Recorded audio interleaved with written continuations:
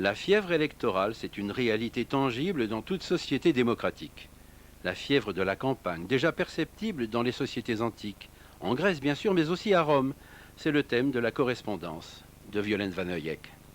Lorsque nous nous tournons vers le passé, nous découvrons qu'une véritable frénésie gagnait les anciens lorsque l'enjeu des élections était important.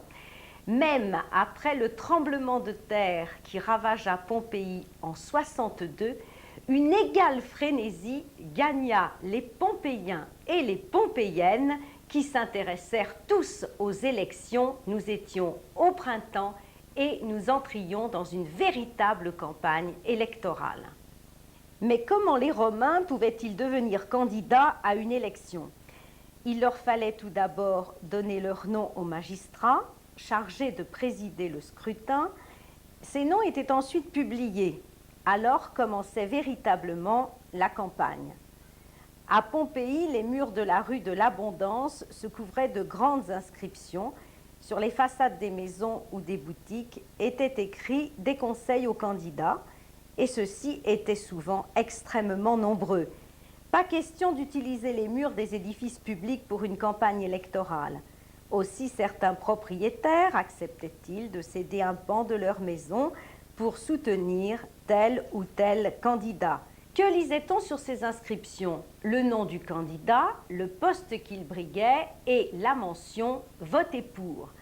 Comme aujourd'hui, les têtes de liste étaient les personnages les plus influents et les plus connus. Mais autrefois, les candidats n'allaient pas à la pêche aux voix, des supporters le faisaient pour eux. Les candidats devaient être bons gestionnaires, honnêtes, réservés et utiles. Les élections étaient donc ouvertes à tous. S'ils recherchaient le soutien des notables, ceux-ci effaçaient avec dédain les encouragements des courtisanes sur les murs de la ville. Certains candidats écoutaient même les conseils de leurs femmes.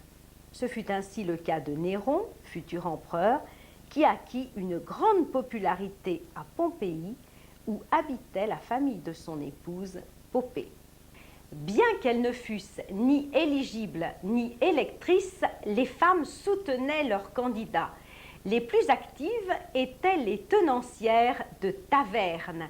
Elles poussaient la population au vote, commentaient les inscriptions et se faisaient entendre sur le forum. Mais Cicéron ne se trompait pas en jugeant qu'il était plus difficile de se faire élire décurion dans une petite ville que sénateur à Rome.